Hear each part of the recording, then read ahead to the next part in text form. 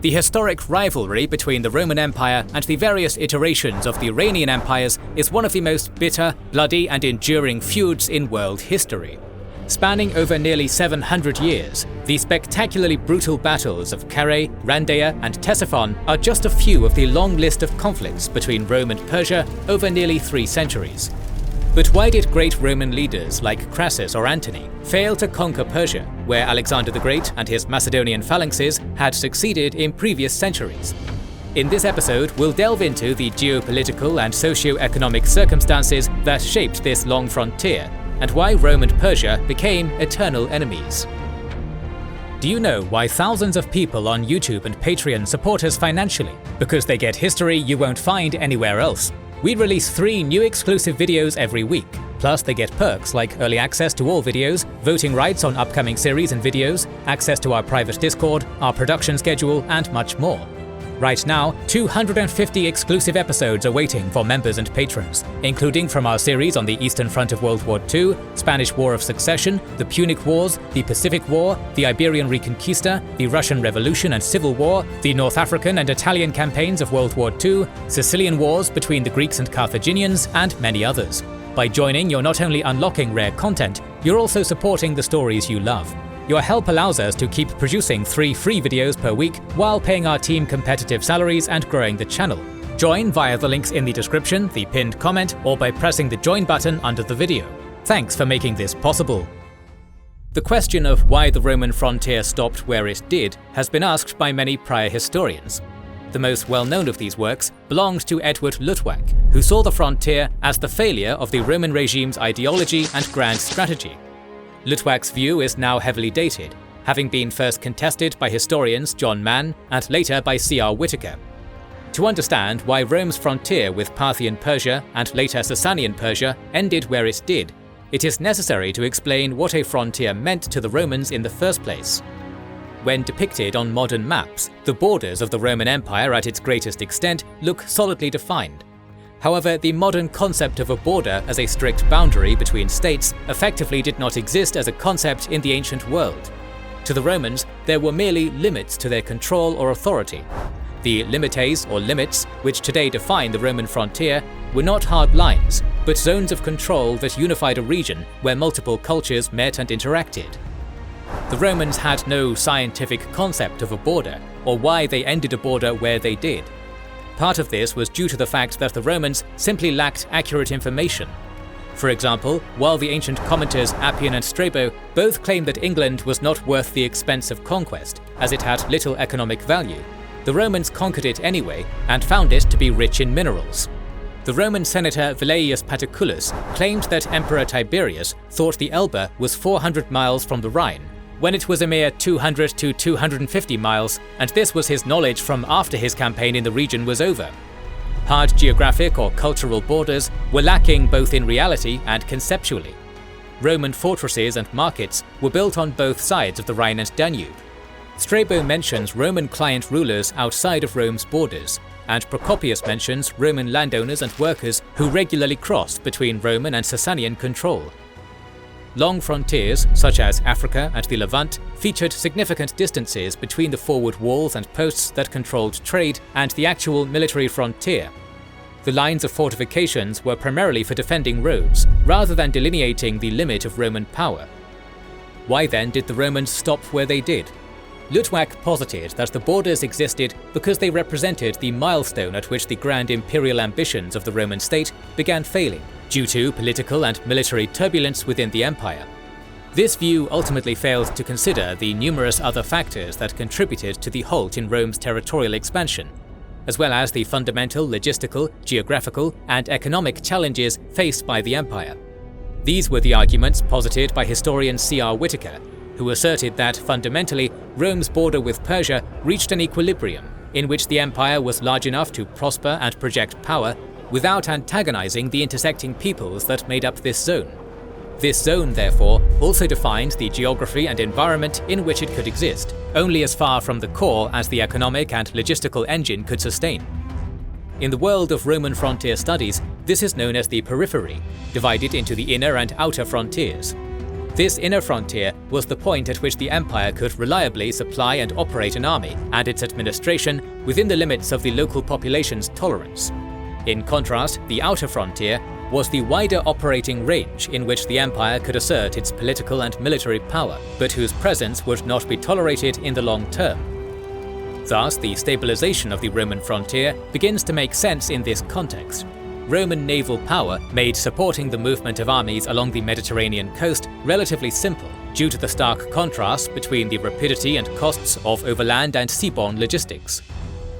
Rome's major campaigns into Gaul, Germania, and Spain could all be supported by supply routes upstream, along rivers like the Rhone or the Elbe, with dredging, widening, and canal projects frequently attested to enable or maintain such logistical chains. However, many regions lack traversable rivers, particularly in the East Mediterranean. This presents a twofold problem, as the geography limits Rome's ability both to conquer and to extract resources or economic value from the region. In this sector, as well as in Armenia, the Romans secured the fealty of local rulers, utilizing native client kings to assert their power over the region, without the intolerable and unsustainable presence of an army in a distant or isolated region.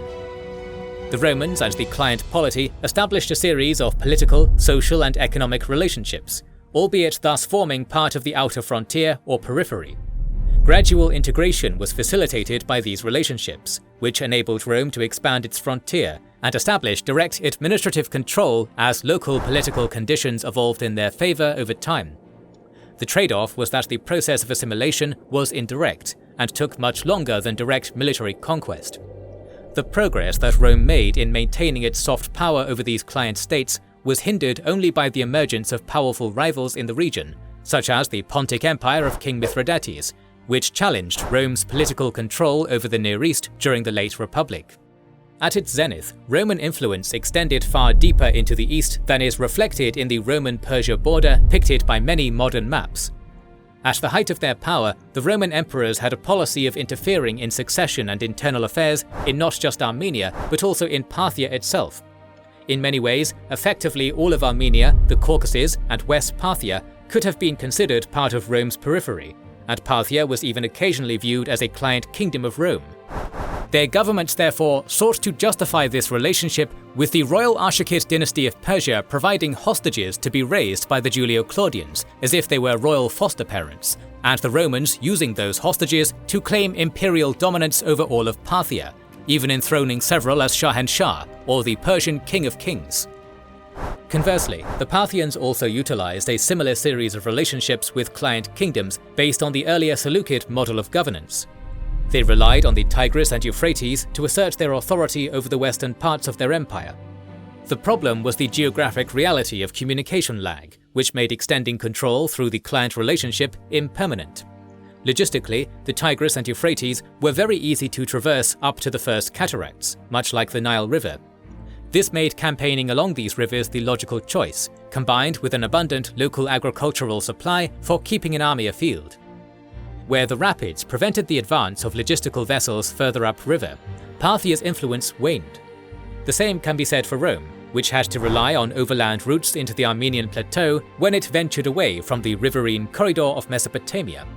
This is the region where we find small client states, such as Osroene, Edessa, Commagene, Corduene, Sophene, and Adiabene, in which both Rome and Parthia interfered in local dynastic politics, or attempted to shift loyalties. Thus, the border arrived at a natural equilibrium, where the spheres of influence of these two polities met, which often maintained flexible arrangements that enabled the kinds of descriptions of this border we find in the writings of ancient authors, such as Strabo and Procopius. This raises another question: why was Trajan's campaign different? In 114 AD, Emperor Trajan led Roman armies deeper into Persia than they had ever gone before, ultimately capturing the Parthian capital of Ctesiphon, and possibly reaching the Persian Gulf. The Roman historian Cassius Dio attributes Trajan's motivations to a desire for prestige and legacy.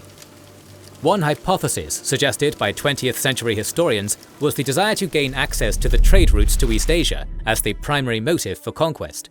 But this has been broadly rejected by modern ancient economic historians. There is little evidence for firm Parthian control over the eastern trade routes, often collectively termed the Silk Road, and Roman sources do not provide any evidence of a defined economic policy towards trade with the Far East. Another hypothesis espoused by modern historians is that Roman policy towards Parthia in the 2nd century revolved around establishing a new defensive line along the Khabur River, which would then secure the client kingdoms within the Roman sphere of influence, such as Armenia, from Parthian influence. These historians point towards the ambitions of Palmyra and its close ties with Carrhae, and the relationship of the Romans with the Arab peoples, who controlled both sides of the Euphrates, as evidence for this political vision for the region. Ultimately, Trajan was unable to overpower or sway every ruler necessary to permanently extend the frontier, as client polities like Hatra, Elymais, and Atropatene remained opposed to Roman occupation. The overstretching of the Roman periphery is evident in the revolts that led to the abrupt end of Trajan's campaign, as Roman garrisons in Mesopotamia were ejected from the cities, and populations in Syria and the Levant began to rise up in opposition to the economic burden placed upon them. The economic reality of conquest also limited both powers' ability to meaningfully campaign deep into either state's territory. While we have excellent figures on the size and costs of Roman campaigns, which were hideously expensive, data on the Parthian Empire and its economy is comparatively limited. The size and geographic span of the Parthian Empire, throughout its rivalry with Rome, was broadly similar to that of the Hellenistic Seleucid state prior, from which they drew many of their governing and economic institutions. Historian Michael J. Taylor estimates the revenues of the Seleucid state at approximately 50 to 60 million bronze drachmae at its apex, which would likely be comparable to Parthian revenues. However, the state's expenditures were evidently quite high. Roman sources suggest that the Parthians could field large armies of anywhere from 10 to 50,000 men, which on the upper end is comparable to Antiochus III's force at Magnesia, an army for which Taylor estimates the total campaign expenditures at around 100 to 125% of the Seleucids' revenue. Of this, he estimates that food and logistics cost around 10 million drachmae, supplied by a fleet that required approximately 15 million drachmae to maintain, a force the Parthians fundamentally lacked in the Mediterranean. The point of this number is to show the difficulty of campaigning deep into territory that was technically within or near to the territory of Antiochus's own polity, much less the problems and expenses associated with campaigning deep into a foreign polity. Extracting and maintaining a standing army in the region was also challenging for the Seleucids and Parthians. The forces required to occupy a region consumed a significant portion of their total revenues, as evidenced by the number needed to subdue Caucasian Albania under Vologases I. Finally, while the decentralized organization of the Parthian realm made it resilient, it also limited its ability to increase direct administrative control over much of its periphery, and therefore mount large-scale offensive campaigns further west into Roman territory. In contrast to the Parthians, who were certainly formidable as a political and economic power, the Romans had an economic engine that vastly outclassed any other neighboring polity, except for their far-off peers in Han China. Masters of logistics, the Romans would spend months or even years preparing for a major incursion into enemy territory, as seen, for example, in the lead-up to Trajan's campaign, where logistical preparations for the operation had already begun 3 years in advance and encompassed all of Anatolia in the effort. The Tigris and the Euphrates enabled the Romans to campaign downstream, provided they could transport supplies over the Ner and southeastern Taurus mountains to the river plains beyond. Riverine access, combined with the Parthians' choice of capital at Ctesiphon on the Tigris, made this corridor the logical choice to campaign against their foe, but it would not result in the Parthians' conquest. The problem was that taking the Parthian capital of Ctesiphon fundamentally did not cripple the power of the Parthian Empire. Unlike Alexander's campaigns against their Achaemenid Persian predecessors, the Parthians were not decisively defeated in multiple set-piece battles to weaken their legitimacy by Trajan or his successor, Emperor Lucius Verus. Furthermore, the Parthian administration was much more decentralized, able to fall back on its other seats of power at Nisa and Hecatompylos. Foraying deeper into Persia would also involve moving supplies through the passes of the Zagros Mountains into the central Iranian plateau, a much more daunting affair than campaigning into the Armenian highlands. This was beyond even the Romans' considerable logistical capability, and much like Alexander's army beforehand, Trajan's armies would have been left starved of water or would have frozen to death along the mountain passes. Finally, neither Trajan nor Verus had either circumstantial or systemic politics within their opponent's polity working in their favour across the rest of their periphery, unlike with Darius III and Alexander. Rome would never succeed in achieving such a sweeping conquest, but ultimately did manage to significantly expand its frontier further into Parthian territory after a second campaign and sacking of Ctesiphon under Lucius Verus. With a new frontier at Nisibis and Dura Europos, Roman influence had shifted the equilibrium further east, likely enabled by the rise in power of Palmyra and its political allies. Whether or not this contributed to the destabilization of Arshakid rule and the eventual collapse of the Parthians is impossible to say based on the available sources. Still, the influence of Palmyra and Carrhae in the civil war, combined with the Roman annexation of Osroene and parts of Armenia, weakened the position of Parthian king Vologases VI and created an opening for Ardashia's rise in the ensuing civil war.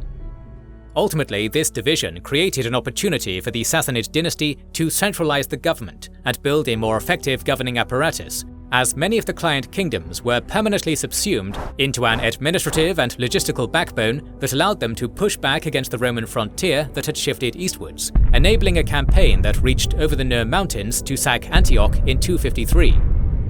The Sasanian War of 602 to 628 saw the even more organized and centralized Sasanian polity able to exploit Roman civil war and push through the frontier into the Roman core as far as Egypt and Anatolia. However, their control over any of these regions in this period was tenuous at best. The expansion of the periphery into the Mediterranean destabilized the Sasanian house and allowed internal politics to restore the previous equilibrium, at least until the emergence of the nascent Islamic Caliphate some decades later.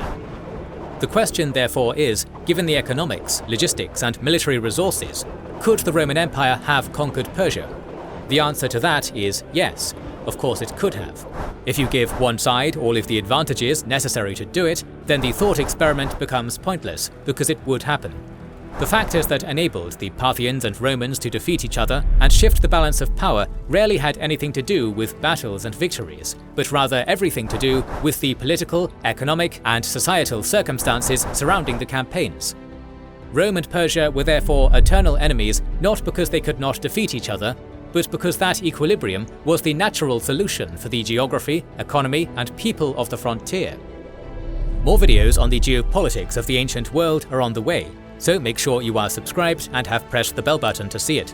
Please consider liking, subscribing, commenting, and sharing. It helps immensely. Our patrons and YouTube members can watch more than 200 exclusive videos. Join their ranks via the link in the description or by pressing the join button under the video to watch these weekly videos, learn about our schedule, get early access to our videos, access our private Discord, and much more. This is the Kings and Generals channel, and we will catch you on the next one.